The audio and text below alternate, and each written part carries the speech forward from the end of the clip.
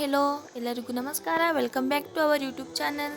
So ಬನ್ನಿ friends, ಇವತ್ತು ಯಾವ ರೆಸಿಪಿ ಅಂತ ಏನಿಲ್ಲ. ಸೊ ಹಾಗೆ ಪೇಸ್ಟ್ನ ರೆಡಿ ಮಾಡ್ತಾ ಇದ್ದೀನಿ. ಅದು ಯಾವ ಪೇಸ್ಟ್ ಅಂತ ನೀವೇ ನೋಡಿ. ಸೊ ನಾವು ಆಚೆ ಎಲ್ಲ ಒಂದು 10 ರೂಪಾಯಿ ಕೊಟ್ಕೊಂಡು ಪಾಕೆಟ್ ತರ್ತಾ ಇದ್ದೀವಿ. ಅದು ಯಾವಾಗ ರೆಡಿ ಮಾಡಿರ್ತಾರೋ ಏನೋ ಗೊತ್ತಿಲ್ಲ.